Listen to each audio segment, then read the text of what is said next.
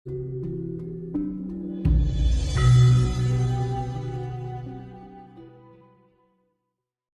sulit ya mas? Ya? Sulit kalau lagi emosi. Iya, tapi kan makanya kan perlu dilatih mas. Ya toh? Dilatih apa? Ya sesuatu yang sulit kalau dibiasakan, ya akan. Bagaimana mas cara melatih pikiran seperti ya itu kita latih dalam kehidupan sehari-hari dengan kesadaran ini mau pembangunan kesadaran. Makanya diperlukan meditasi mas. Kan itu. Kalau kita hanya berbuat baik, itu kan bagian dari karakter juga kan. Iya. Iya kan. Sifat dasar karakter memangnya gini. Kita dasarnya orang baik, ya baik, nggak usah meditasi dia sudah bisa baik, ya toh mas. Nah gitu. Tapi belum tentu dia menyadari kebaikannya. Dia berbuat baik atau tidak itu kan dia belum menyadari. Nah untuk menyadari itu kita perlu meditasi, kan ngono. Gunanya meditasi kan makanya kan di dalam meditasi itu kan ada 3 afirmasi relax. Nah kita membiasakan relax. Relaxnya apa ya, kita mengendorkan otot saraf kita, otot pikiran kita. Karena kalau relax kan semuanya itu kan bisa tenang kayak gitu kan. Jadi kita bisa menjadi pribadi yang lebih tenang kan gitu, nggak mudah panik kan. Otomatis kan ketegangan saraf itu mengakibatkan emosional tinggi. Ya, kalau kita sudah terbawa emosi, belenggu emosional, larinya kemana? Larinya ke keegoan. Iya kan? Iya. Seberapa penting mas manfaat dari meditasi itu sendiri? Ya penting banget mas, benar. Sangat penting. Sangat penting. Itu justru gini, hal kayak gitu itu sebenarnya untuk umum dan itu wajib. Karena zaman sekarang kan sudah tidak budidaya lagi. Karena apa? Keuntungannya ya kita bisa menjadi pribadi yang lebih legowo, ya kan? Iya. Kita bisa menjadi pribadi yang tidak baperan. Baperan apa? Baperan karena keadaan. Ya kita diterima keadaan sedikit bingung, baper, bagaimana ini, bagaimana itu, gitu. Kita mendapat cemoohan orang lain, kita mendapat kata-kata yang tidak baik sama orang lain, baper. Nah itu untuk menanggulangi hal-hal seperti itu. Ya. Berarti pengendalian diri. Jadi agar kita, makanya kan saya tadi bilang, agar apa? Fungsinya meditasi itu agar kita tidak dikuasai oleh keadaan, tapi keadaan yang ya kita yang menguasai keadaan, kan gitu. Agar kita tidak dikuasai oleh pikiran kita, tapi pikiran kita yang menguasai pikiran kita. Agar terus perasaan, kadang kan kita terbawa perasaan ya, akhirnya mempunyai prasangka negatif kan gitu kan. Dibilang gini sakit hati, terus misalkan diputus cinta galau, kan itu kan bagian kita dikuasai oleh perasaan, belenggu perasaan. Nah itu dibalik, kita yang bisa mengendalikan perasaan kita. Kan misalkan kita dikecewakan, ya akhirnya timbul kesabaran, yus nggak apa-apa lah kan gitu. Ya kan? Lebih sifatnya lenggono. Nah kalau bahasa Jawa ini lenggono, jadi lebih bisa menerima. Ya nggak apa-apa, menerima dengan sabar. Misalkan kita dijelek-jelekkan orang, ya nggak mudah sakit hati. Yus biarin, kita malah tertawa. Malah ya, kalau misalkan dijelek-jelekin, biarin aja, orang jelek-jelekin dia juga nggak tahu gitu kan. Orang yang jelek-jelekin kita belum tentu lebih baik dari kita, kan gitu kan. Berarti kalau orang masih mau menjelek-jelekan orang lain kan berarti dia belum pantas untuk menjadi orang baik. Kalau orang baik itu nggak pernah menjelek-jelekan orang lain, gitu. Nah makanya itu. Terus kita bisa mengendalikan apa? Agar kita tidak dikuasai oleh keinginan atau karsa, tapi kita yang bisa mengendalikan keinginan kita. Dalam arti kita bisa mengontrol, kan ngono. Kadang-kadang kan kita mempunyai keinginan yang terlalu liar, ya kan? Keinginan yang terlalu liar itu kita menginginkan sesuatu sudah didapat diraih nih, begitu juga pengen lagi, ya kan? Tidak kunjung cukup gitu. Akhirnya apa? Lepas dari sifat harimau. Orang Jawa ngajarke urip akeh sithik iki kudu narima akeh sithik peparingane Gusti. Kan sudah leluhur kita sudah mengajarkan itu, tapi apa yang terjadi sekarang? Ambisi, ya kan? Raiden ora keduman, iya toh? Iya. Makanya itu. Nah, makanya itu ya kalau bencana terjadi gini ya jangan salahkan alam, jangan salahkan ya semoga tidak ada bencana loh. Ketika kita berbicara kayak gitu, semoga tidak ada bencana. Lah, konsekuensi enggak dengan kata-katanya. Gitu loh. Konsekuensinya gimana?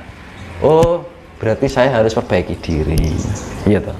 Jangan hanya meminta semoga tidak ada bencana. Nah, sedangkan kita tidak mau memperbaiki diri. Ya percuma kan gitu. Iya kan? Iya. Bagaimana meditasi itu bisa dilakukan ketika seseorang belum pernah belajar spiritual?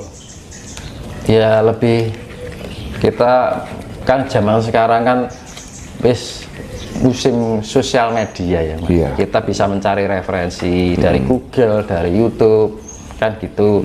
Kita berlatih kan gitu. Karena kalau kita nggak bisa nggak mau membiasakan diri ya nggak akan bisa, kan harus kita implementasikan dalam kasunyatan kan gitu kan. Tapi jangan terlalu jangan menghitung hasil dan waktu, karena kita melakukan yang namanya meditasi spiritualitas itu harus dilakukan dengan sifat yang tulus ikhlas, yang artinya pengabdian, kewajiban, dan jadi rasa tanggung jawab diri. Itu loh, pemahaman diri kita bahwa kita itu ciptaan Tuhan itu harus bagaimana sepantasnya kan gitu kan. Gitu. Jangan hanya sekedar batas keinginan. Wah kancane gini, oh gini ikut-ikutan kan, rubuh-rubuh gedang kan, kancane ngalor melu, kancane itu. Semua hidup itu tergantung pada diri kita sendiri. Nasib buruk, nasib bagus itu tergantung pada diri kita sendiri, bukan ditentukan dari Tuhan. Orang lain kan gini, manungsa wi menang di perbawase sok ngastani Gusti ya. Yeah. Tuhan itu berhak untuk berusaha, Tuhan yang menentukan. Nah yang menentukan ya Tuhan yang ada di dalam diri kita. Kan hukum alam kan hukum feedback Mas. Iya. Nah gitu. Cuman zaman sekarang itu kan memandang keberhasilan itu hanya segi materi kan gitu.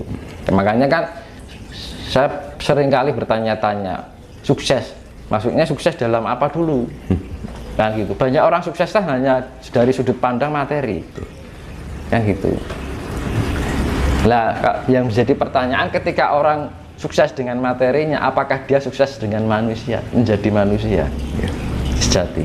Nah itu yang jadi pertanyaan, karena yang Tuhan inginkan berhasillah menjadi manusia kan gitu. Jangan hanya kalau yang namanya berhasil itu kan tidak melulu dengan hal yang sifatnya kematerial tapi itu tadi, kamu berhasil menjadi manusia yang sejati atau enggak. Yang dinamakan manusia yang berhasil menurut Tuhan itu yang bagaimana Mas? Yaitu bisa memahami dia bahwa dia ciptaan Tuhan yang punya kewajiban pengabdian, tahu diri lah Mas. Kita hidup di mana kan gitu. Berhasil sebagai manusia yang sejati. Ya tadi yang semua saya jelaskan itu tentang pemahaman diri. Kita bisa memelihara pikiran kita yang liar. Kita bisa memelihara perasaan kita yang kadang-kadang mudah terbelenggu oleh keadaan dan omongan orang ataupun dikecewakan orang, iya kan? Terus kita bisa memelihara keinginan-keinginan atau karsa kita yang liar juga tanpa ada pembatasannya, akhirnya lepas dari sifat bersyukur itu tadi. Makanya kan wong Jawa ngajarke kudu legowo narima seraing bathara kan gitu. Seraing bathara dalam arti ya kita berserah pada Sang Maha Kuasa dan sambil berusaha kan ngono. Manungsa yen nang di bawase sok ing ngasane Gusti. Ya sebenarnya kan zaman sekarang kan sudah nggak mengenal hal kayak gitu Mas. Iya kan? Dan sebenarnya ya piye, karena sudah pengaruh kapitalisme ya Mas. Imperialisme ini yang budaya-budaya yang bukan dari negara kita meracuni jiwa-jiwa Nusantara ini. Itu makanya ya ayo yang kita paham. Makanya kan dunia ini tidak butuh orang pintar Mas. Tidak butuh orang sakti, tidak butuh orang hebat. Yang dibutuhkan apa? Orang mengerti. Sepele kan? Yang itu. Bagaimana menjadi orang mengerti? Ya mau memahami diri. Memahami sifat-sifat yang liar kita. Ya makanya kan Sastra Jendra Hayuningrat Pangruwating Diyu. Pangruwating Diyu itu merawat sifat-sifat angkara kita, sifat-sifat ya raksasa lah namanya. Iya kan? Sifat raksasa kita, raksasa kan simbolis dari sifat-sifat liar. Makanya di dalam pewayangan itu ada waktu apa di wayangan itu ada gunungnya, atau ada Cingkoro Bolo karo Bolo Upoto, ya kan? Nah itu simbolisasi bahwa kehidupan itu gerbangnya itu di kanan kirinya harus melewati sifat-sifat diyu itu tadi. Nah sifat-sifat angkara murka ini fungsinya buat apa? Biar kita mengetahui tentang keburukan gitu. Jadi sebenarnya ilmu kebaikan itu tidak hanya mengenal baik aja, tapi kita juga memahami keburukan. Nah ketika kita diberikan dianugerahi keburukan oleh Tuhan, itu sebenarnya bukan kekurangan, tapi itu sebagai media agar kita belajar dari kekurangan itu. Iya Mas? Iya kan? Kalau kita hanya belajarnya baik, terus akhirnya kan jadi rumangsa sombong jadi orang baik kan gitu, merasa diri baik, merasa suci ya gitu. Makanya kan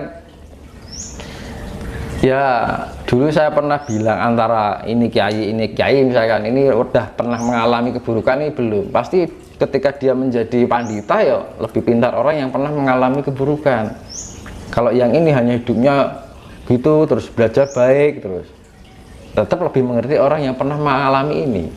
Makanya ketika kita mempunyai sifat buruk itu kita manfaatkan, jangan kita pelihara. Kan gitu loh. Ya, maksudnya kita pelihara itunya sifat buruk kok dipelihara kan gitu kan. Jadi baratnya ini ngudo karso kan gitu kan.